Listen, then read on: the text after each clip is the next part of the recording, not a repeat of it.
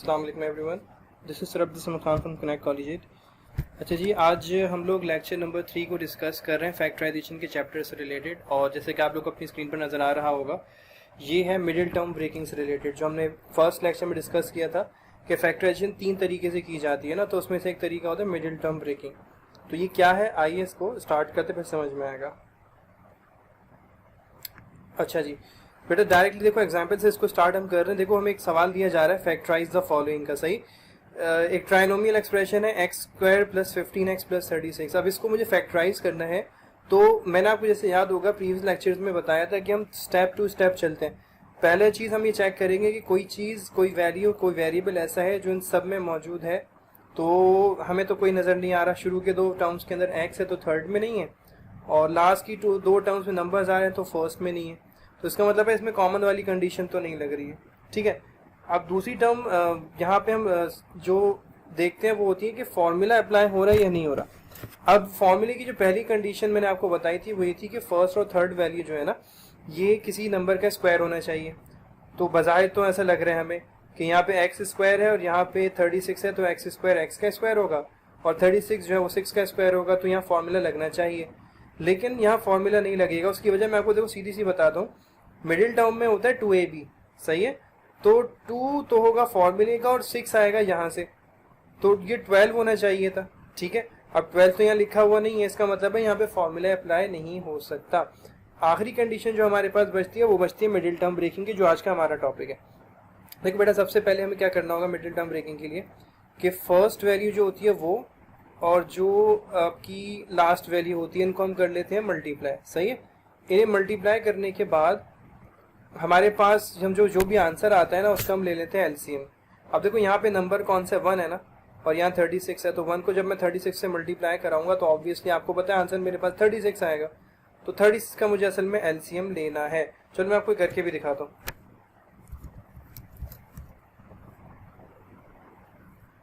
देखो 36 मेरे पास आया, सही है।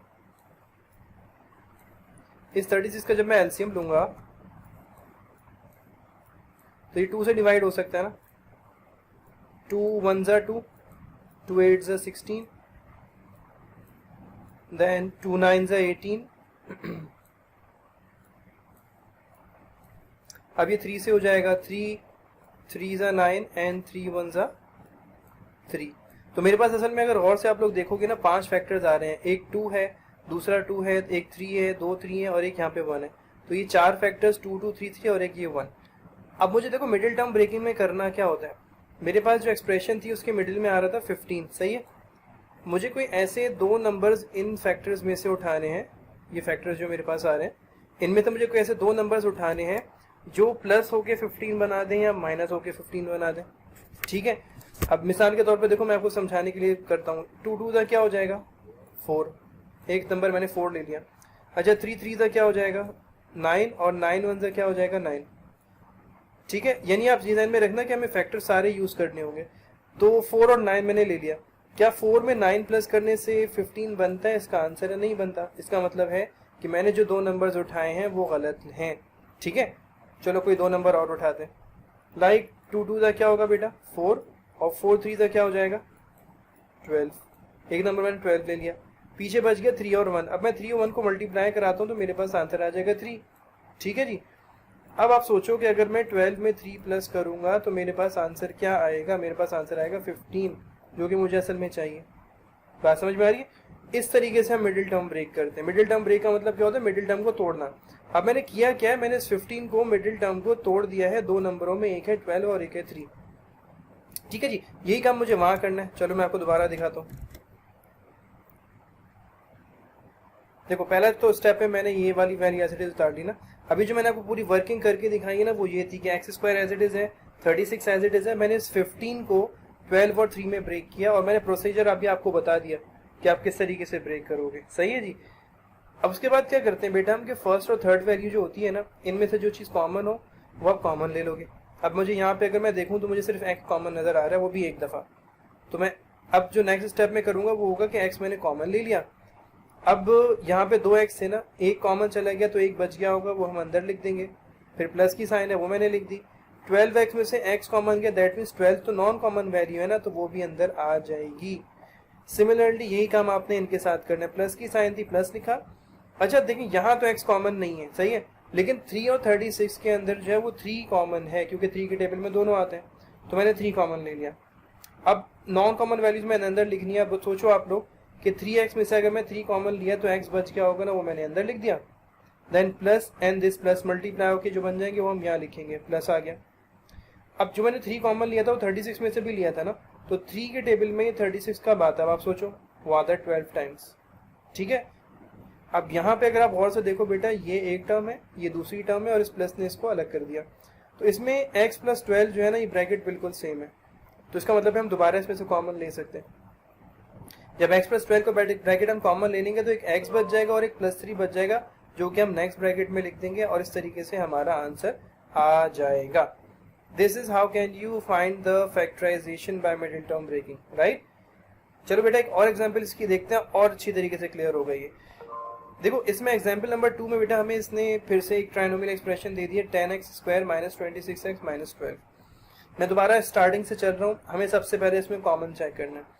अब मैंने इसमें देखा मुझे x तो कॉमन नजर नहीं आ रहा, लेकिन 10, 26 और 2 ये वो नंबर्स हैं जो इवन नंबर्स हैं, तो इसका मतलब ये 2 के टेबल में लाजमी आते होंगे। ठीक है, तो इसका मतलब 2 एक कॉमन फैक्टर इनमें मौजूद है। तो मैंने यहाँ पे क्या किया, पहले स्टेप में तो सवाल उतारा, फिर नेक्स्ट स्टेप में इन सब में से 2 कॉमन ले लिया।